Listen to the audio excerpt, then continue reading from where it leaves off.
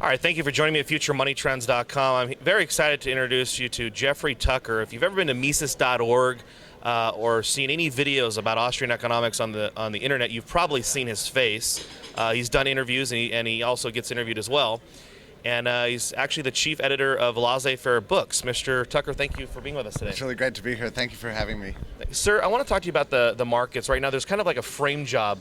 In the mainstream press and even in DC, everybody's saying that the crisis of 2008 was caused by deregulation, by the markets. Yeah.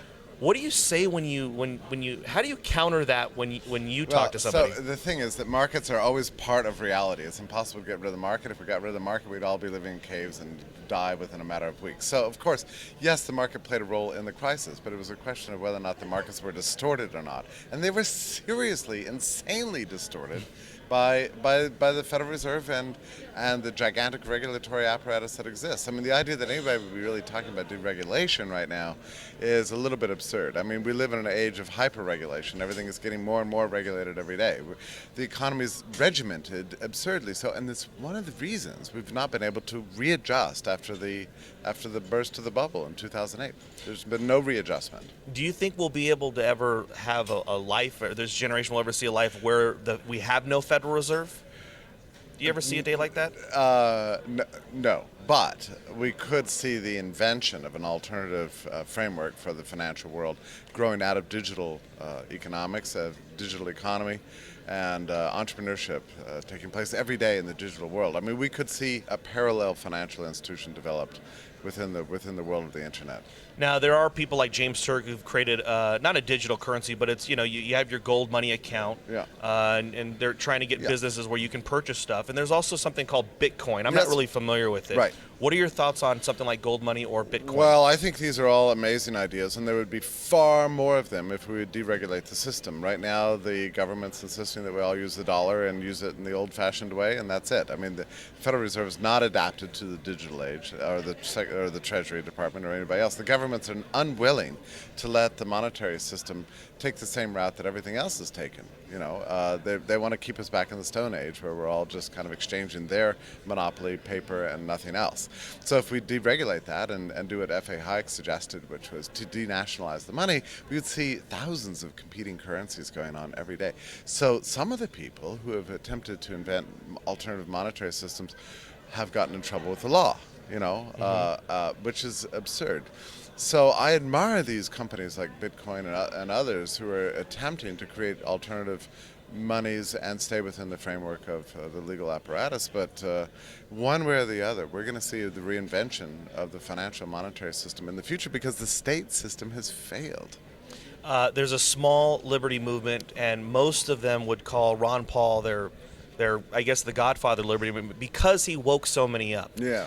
So it's really hard to get excited about somebody else, even a Rand Paul or a Gary Johnson for many. Where does this liberty movement, these tens of thousands of people showing up to the Ron Paul rallies, what's going to happen to them? Where do they go now? Well, I think what they should do is listen more carefully to Ron Paul's speeches. I mean, Ron doesn't actually believe that the answer is in political activism. I mean, he doesn't. He thinks the answer is in intellectual activism and also entrepreneurship. There are plenty of things for people to do to advance liberty besides just continuing to yell at the state, get smaller, give us more, give us our rights. I mean, this doesn't seem to be working very well. Yeah. But there are ways to dig underneath the mountain, go around the mountain, find new tools to scale the mountain. And there are other more creative ways to go about advancing liberty besides just getting involved in politics in a conventional way. So I think people need to listen very carefully to what Ron has said. He does not believe that our salvation is in electing the right person to office. It is not.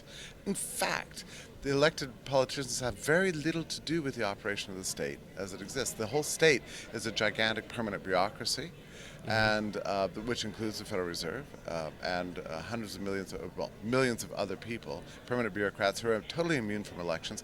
The elected politicians are just a small veneer on the top. They have very little knowledge of control over what goes on underneath. That's that substructure of the state itself. So that's what we need to focus on, deal with the reality that that's our problem. It's not just electing the right people. It's not going to do the. It's not going to be the answer. We need more creative ways.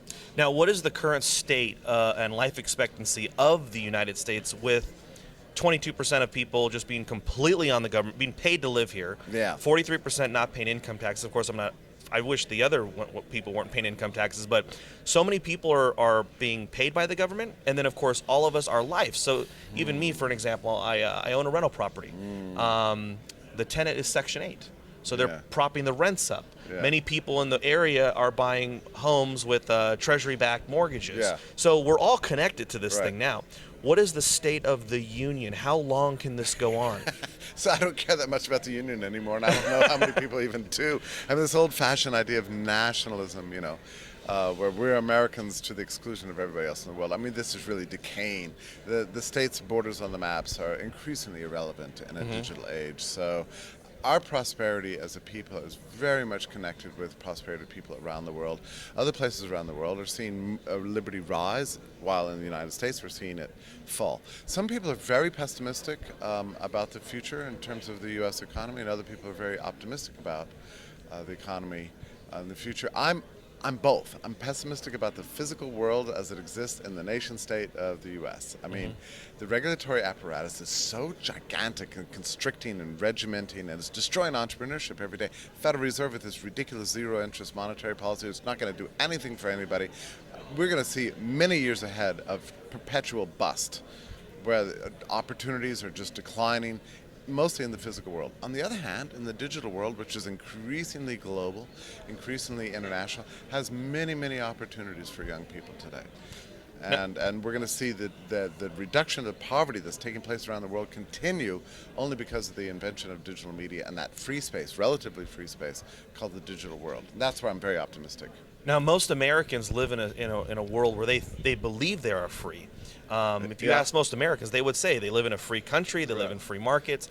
Have the American people been conditioned to believe this from the state itself, or is this just by default? Yeah, well, I think most people that have been preached to year after year, and it was true in the old Roman Empire too. I mean, if they keep telling you, well, you're so lucky to be living in this great free society, and they said this in Russia too.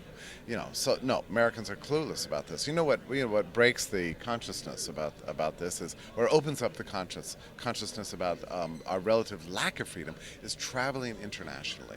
I always urge young people to get out of the country, travel around the world. You'll discover that the police state, as we know it today, especially since 9/11, is not the norm. And you go to a place like Spain or Brazil or Malaysia or practically anywhere else in the world, you find you're not hunted constantly and hounded and watched the way you are in the United States. We've become a kind of police state over the last 10 or 12 years. It's very, very scary. Americans are mostly unaware of it. It's like the old story of the frog that boils slowly, when you heat up the water. It's that sort of situation.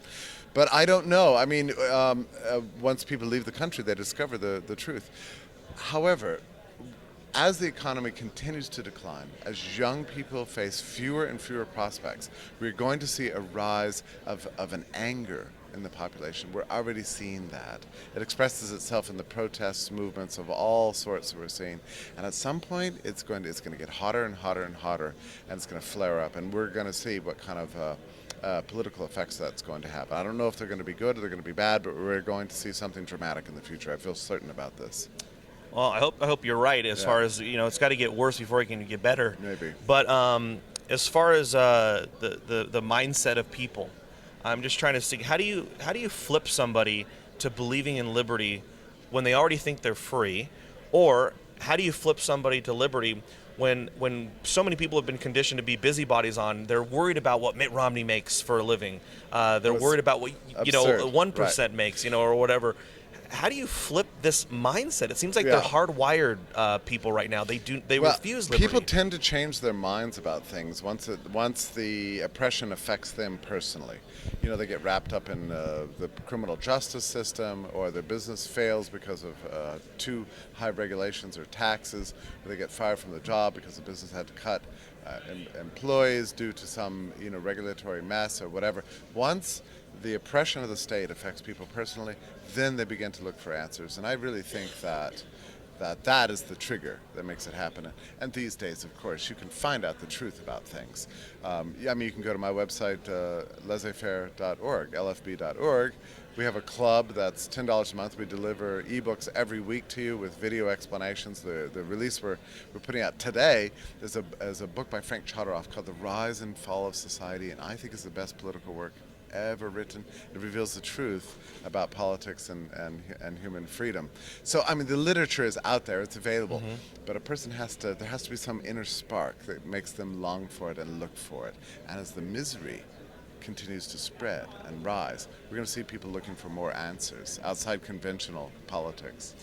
In closing, a lot of people in the Liberty Movement also get into a lot of conspiracies and stuff like about the Federal Reserve. Yeah. And I know there's some things about the Federal Reserve that are very secret, but when it comes to like the person Ben Bernanke, yeah, do you think he genuinely thinks he's going to be able to fix the economy, or does he know that he is just up? It's just not going to work. Well, it's pretty funny to me every day. You see the financial press say, well, the Fed is considering QE3 or another big round of easing or whatever. They all know they've done everything that they can possibly do, but they can't admit it openly. They always have to hold out the possibility they have still more tools to use in the toolbox that they've yet to open, and not to worry. But the truth is there are no more tools left. They've done everything they can do, and I think Bernanke knows this. I think he's sweating it out every day. They've driven interest rates to zero and negative, really, and now we're seeing the same thing happen in Europe and now even in China. This is a very bad policy, but what else are they going to do? They don't know what else to do. Yeah. The problem is that we never had a full liquidation after the bust of 2008, and until that liquidation occurs, there are no tools on this planet that is going to repair the economy and make it anything like what it was, which is tremendously tragic. Do you think this eventually results in a currency crisis, or do we have some type of deflationary, like a depression? I don't have any fixed view on that. I've read both points of view. Whatever happens, we do know that the banking system is fundamentally broken. Whether or not we're going to see a hyperinflation in the future very much depends on, many factors that can't be controlled or really anticipated. I don't know. But we do know that the current policies are making a mess, a further mess out of an already existing mess. We're going to look back in 50 years and people are going to say, what was wrong with those people? What were they thinking? Why didn't they just let the bust occur, clean out the system, as happened in the early 1980s or the early 1920s, clean out the system, and then restore prosperity? It would have happened. But they've refused to do it for political reasons and intellectual error, both. Has the United States ever had a free market? Well, I'm very much an admirer of the Gilded Age, where we saw, growth of. We had a nice gold standard. We had relatively low tariffs. There were no income taxes, no relevant regulations on practically anything. I know this is the age everybody condemns the age of robber barons, but guess what? People started living longer lives. Incomes across the board in all classes went way up. We had, between 7 and even 12% growth in those years. The greatest prosperity ever known to man. And the history of mankind was known in that 30-year period that we call the Gilded Age. That was a relatively free market, and I think that restoring something like that would be a good start. Mr. Tucker, if somebody would like to reach out to you or learn more about liberty or Mises's ideas of economics, where's the best place for them to go? Head over to my website, lfb.org. Every day I write another article. We've got a vast archive, and it's growing all the time. Love to welcome anybody as a club member. It's our little private society of learning and exchange of ideas. So love to see you there. Thank you so much. Okay, You're a good pleasure. man. Thank you. Appreciate it.